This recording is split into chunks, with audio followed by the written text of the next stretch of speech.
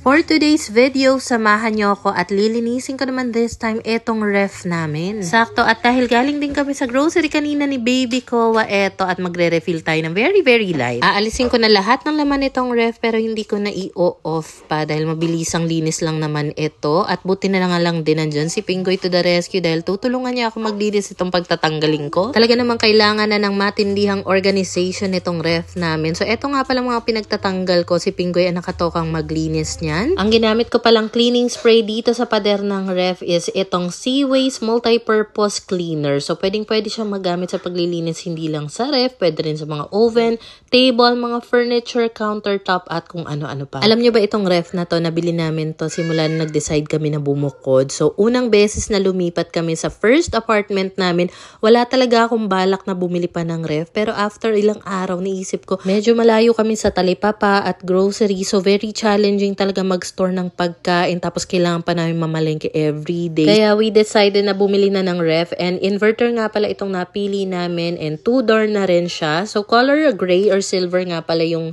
labas na napili namin. Medyo may kaliitan nga lang din itong ref na ito. Medyo mataas lang siyang tignan kasi ginamitan ko ito ng stand or yung patungan na movable na digulong. Yung ganitong klaseng ref, pwede ito sa mga solo living o kaya naman sa small family like us, since hindi ka rin talaga pwedeng mag-store dito ng marami since like maliit lang talaga siya. Habang busy ako sa pagpupunas dito sa loob ng ref, si Pingoy naman busy na rin siya sa pagkukuskos ng mga pinagtatanggal kong attachments nitong ref. Next naman, etong pupunasan ko ay sa freezer. So, eto nga palang napili kong ref. No frost na siya. At nung pumipili ako ng ref talaga, marami akong nakitang iba pero yung gusto ko talaga yung no frost kasi ayoko na yung ma-hassle na magtitibag-tibag ng yelo kapag napuno na ng yelo dahil sa sobrang lamig ng freezer. Kasi sa totoo lang, alam ko sa sarili ko na hindi ako matyaga maglinis ng ref. Kaya nga si Pingoy talaga ang nakatoka dito. But since meron nga nagre-request sa comment na ref cleaning naman daw, kaya eto pagbibigyan natin. So dito sa freezer, wala namang iba tayong ilalagay dito kundi puro yelo lang. Yung mga color blue na yelo nga pala na pinaglalagay ko sa freezer, yun yung nilalagay namin sa air cooler kapag kailangan namin paganahin yun. Para mas madaling matuyo, pinunasan ko na nga ng tissue itong mga attachments at ilalagay ko na nga dito itong mga itlog. And this time, pumili ako ng malalaking itlog na tigsa 10